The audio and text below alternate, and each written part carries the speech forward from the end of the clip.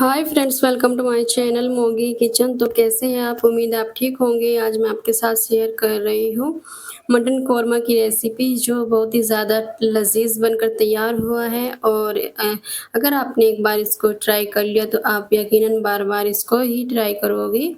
तो कोई भी फेस्टिवल हो, कोई भी ओकेशन हो, आप मटन कौरमा बनाकर घर पे ही तैयार कर सकते हो, वो भी एकदम शादियों वाला कौरमा। एकदम बावर्ची स्टाइल में हम अपना मटन कौरमा बनाकर तैयार करेंगे। तो यहाँ पर हमने ये हाफ केजी मटन लिया है और मटन को अच्छे से धोकर साफ कर लिया। और जो ये मटन में कुछ हड्डियाँ है और ये नली होती है, इनसे हमारे कौरमे का टेस्ट बहुत ज़्यादा इनहेंस हो जाता है, तो बड़ी मज़े की लगती है ये कौरमे के अंदर। तो चलिए कौरमा बनाकर तैयार कर लेंगे, फिर देर किस बात की। तो सबसे पहले हमने एक भिगोने को गैस पे रखा और भिगोने में हमने 2 कप ऑयल ऐड कर लिया। और जैसे कि कौरमा बना रही है तो ऑयल की क्वांटिटी थोड़ी ज़्यादा रहेगी। और ये हमने 2 मीडियम साइज़ के प्याज काट कर इनको में हमने गोल्डन फ्राई कर लिया। और प्याज को अब ऑयल से बाहर निकाल लेंगे, इनको ठंडा होने के लिए रख देंगे। और हाँ, प्याज को निकाल कर फ्रीज में रख देना, क्योंकि फ्रीज में रखने से प्याज जो है हमारे एकदम क्रिस्पी हो जाते हैं। अगर उसको एकदम बाहर रखेंगे तो मॉइस्चर में वो थोड़े वैसे हो जाते हैं, नरम-नरम से रहते हैं।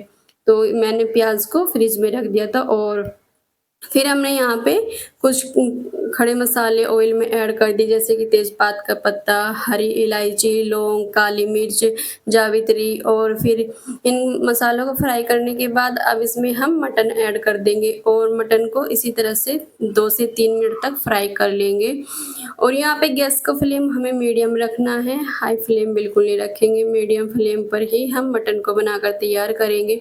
और फिर अब इसमें कुछ बेसिक मसाले जाएंगे, जिसमें कि 1 चम्मच लाल मिर्च पाउडर, 2 चम्मच धनिया पाउडर, आधा चम्मच हल्दी पाउडर, 1 चम्मच नमक। नमक की क्वांटिटी आप अपने टेस्ट के अकॉर्डिंग ही रखें। और अब इनको ऐड करने के बाद चलाते हुए मिक्स कर लेंगे मटन में। और फिर 1 से 2 मिनट तक इसी तरह से मसाले को भून लेंगे। और फिर अब इसमें जाएगा ये लहसुन अदरक का पेस्ट। तो लहसुन अदरक का पेस्ट ऐड करने के बाद इसको भी मटन में मिक्स कर लेंगे और चलाते हुए कुक कर लेंगे।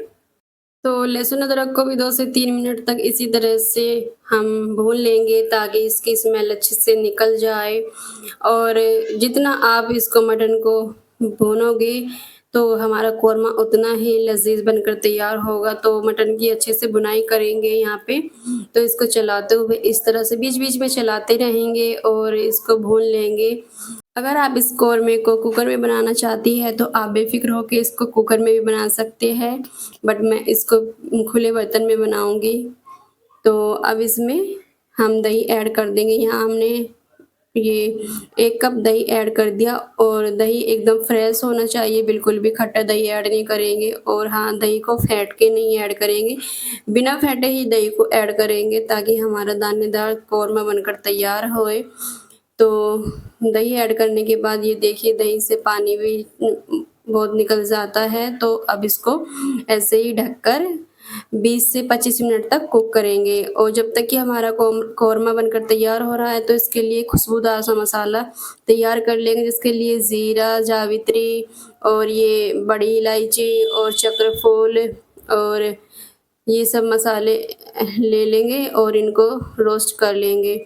और हल्की आंच पे रोस्ट करने के बाद अब मसाले हमारे रोस्ट हो गए हैं, इनको ठंडा करके पीस लेंगे। और यहाँ हमारे कौरमे को कुक होते हुए तकरीबन 25 मिनट हो गए हैं। और हमने जैसे ही ढक्कन हटाया तो ये देखिए कौरमे का कुछ लुक ऐसा था। तो फिर हमने इसमें 1 कप पानी ऐड कर दिया। और पानी ऐड करते टाइम मैं उसको रिकॉर्ड नहीं कर पाई, उसके लिए सॉरी।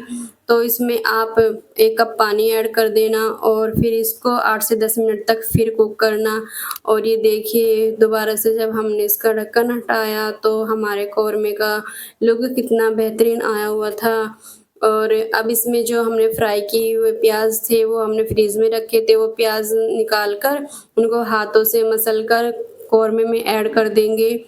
और प्याज को ऐड करने के बाद इस तरह से कौरमे में मिक्स कर लेंगे। और अब ये हमने काजू बादाम का पेस्ट लिया है, जिसके लिए हमने 4 से 5 बादाम लिए थे, 8 से 10 काजू ली थी और इनको पीस लिया था।